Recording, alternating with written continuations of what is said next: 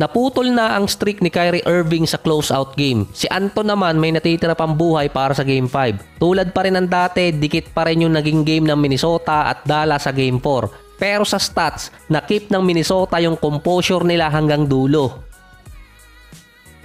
Sa first quarter, nasa 14 points agad nun si Anthony Edwards. Nakadalawa agad foul nun si Karl Anthony Towns kaya medyo naupo ng matagal ng first half. Sa Dallas, 10 points naman si Luka, napadikit yun ng mga hugot mula sa bench, si Exum at si Hardy. Tamang panon ang Dallas mula sa 3-point area pero makikita agad doon yung epekto ng pagkawala ni Lively dahil kahit rookie pa lang siya, malaking bagay yun sa Dallas. Si Maxi Kleber mukhang hindi pa kasama sa banding ng team. 14-2 sa points in the paint lamang doon ng Minnesota. Sa first 2 games, dyan tinatalo ng Dallas yung Wolves.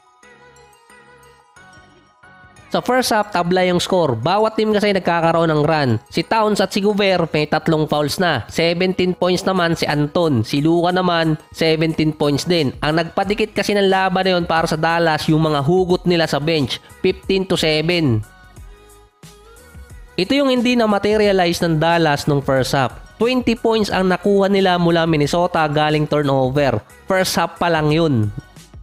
Nasa 6 points lang noon si Kyrie, out-rebounded din ang Dallas. Nung third naman, lamang ng 5 ang Minnesota. 15 points na si Towns, mainit na sa game, kaso nakakuha ng ika-5 foul. Si Gobert naman, nasa 4 na. Si Edwards, umiscore na ng 23 points. Yung tawagan, wala na tayong magagawa dyan.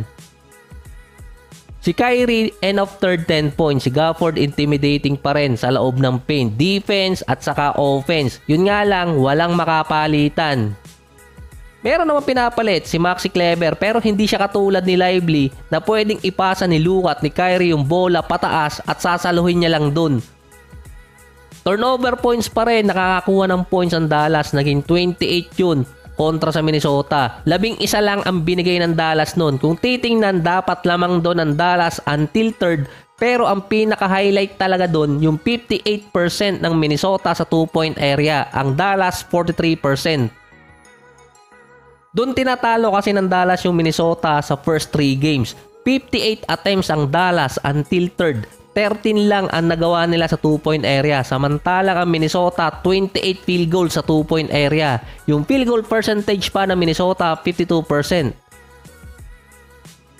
Biglang nag-rely sa 3-point area pa yung Dallas. Pumapasok na rin yung mga 3-point shot ng Minnesota noon. Mukhang narinig ni Towns yung mga sinabi ni Barkley at Draymond na hindi sila naniniwalang 1,500 3-point shot sa practice ang ginagawa ni Towns.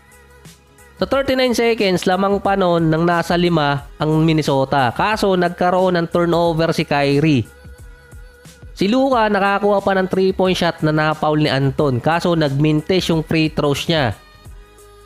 105-100 doon ang score. Dikit pa rin, halos katulad ng mga nakaraang game. Ang Dallas merong 42% sa field, 20 out of 41 sa 2-point area. 48% yun. Samantalang ang Minnesota sa buong field 52% at nasa 28 out of 50, 56% naman sa 2-point area. Kahit lamang ang Dallas sa 3-point area, malaki naman ang nilamang ng Minnesota sa 2-point area at loob ng paint. 30 turnover points ang binigay ng Minnesota kontra sa 15 lang ng Dallas. Pero yung 15 points differential nabawi kasi ng Minnesota yon sa 16 points additional sa 2-point area. Sa 4 na games, kung sino yung nasa 50% sa 2-point area, siya yung nakakakuha ng panalo.